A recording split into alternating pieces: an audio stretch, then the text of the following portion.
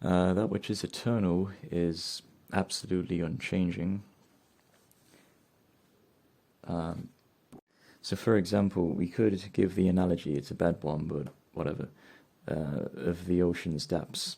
The ocean's depths are totally unchanging. They're just still motionless. They're just stasis. They're just not moving at all. Just total changelessness. That which is perpetual, in contrast, is that which changes, but it doesn't go out of existence. So this would be analogous to the kind of currents midway between the surface of the ocean and the depths of the ocean. The currents they're changing, but they're modulating, but they're not going into and out of existence. They're always there, in a manner of speaking. And that which is another way of saying perpetual is everlasting, by the way. Everlasting and perpetual mean the same thing. And then that which is mortal is analogous to the waves on the ocean. So the waves on the ocean are constantly, they're not just modulating without ceasing to exist like the ocean's currents. They are coming into and out of existence. They're coming into being and then they're going out of being, like that. But, I mean, ultimately, the waves are kind of an illusion because there's nothing to them but the water.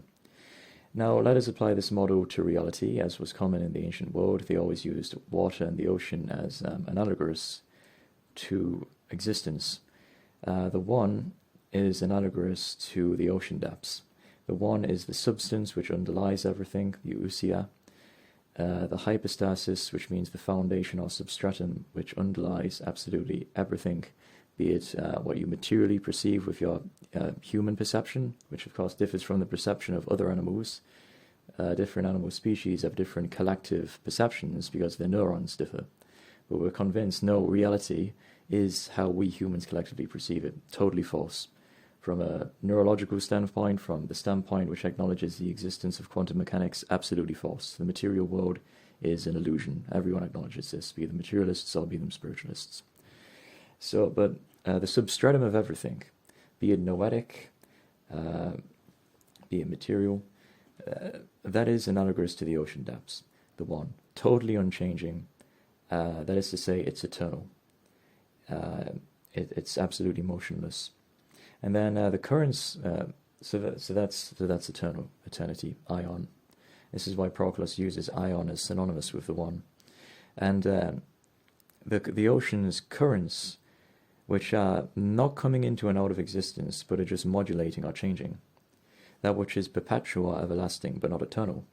That is analogous to what is called highly.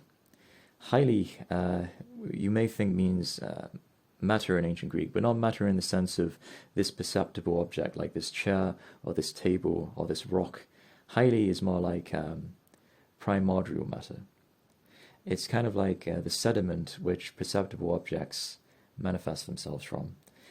In modern terminology, it may be equatable, but I'm not entirely sure. It may be equatable with quantum mechanics. Like, you know, quantum field theory? The kind of quantum, so before particles collapse into discrete particles, so by human perception, or any other perception of an animal, they exist as a wave. This is called wave-particle duality. The particle, it only collapses once it's an object of perception. Before then, it exists as a wave. So highly may be analogous to that. But highly may also be analogous to just atoms, because atoms are not coming into and out of existence. So highly, in modern terminology, it may be referring to some sort of subtle or quantum function, or it may be referring to atoms, or it may be referring to both. But the basic principle of highly is that it's that which is modulating. So like atoms, they're constantly changing, they're combining, they're doing this, doing that, but they're not coming into and out of existence. They're always perpetual or everlasting. So that's analogous to the middle layer of the ocean. And then the surface of the ocean, the waves, which are constantly coming into and out of existence, which are mortal, that is analogous to what our senses perceive, which are, of course, as we know via neurology and quantum mechanics, is a total illusion.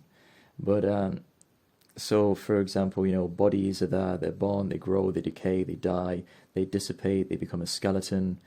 You know, oh, my body was Yufu, now it is not Yufu, it's old and saggy, and this object used to be so delightful to look at, now it is decayed and has grime and mold all over it, and of course there's different degrees of this changeability, but the point is that at least in this terrestrial sphere called Gaia, or Earth, things are constantly coming into and out of existence. And this is analogous to the waves on the top of the ocean. So we have these three layers of the ocean which correlate to the eternal, which is totally, absolutely unchanging. That is the depths of the ocean, analogous to the one, the substratum of everything. Then we have the currents of the ocean, kind of midway of the ocean, which is perpetual or everlasting.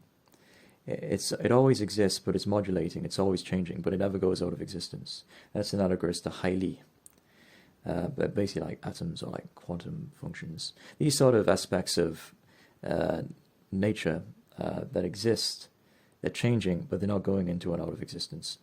And then finally you have the waves on the surface of the ocean, which is mortal, which is analogous to what our senses perceive. So these are the three layers of reality.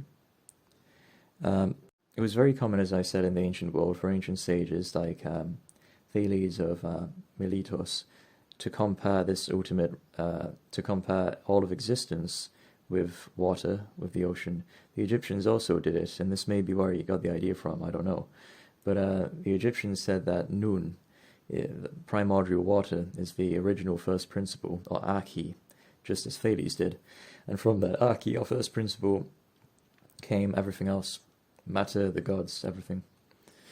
Alright, so this is the difference between, in Neoplatonic or Pythagorean philosophy, between the eternal, the perpetual, and the mortal. Thank you. If you enjoy these lessons on Pythagorean and Platonic philosophy, and you wish to support our movement, please consider donating or joining our Discord server.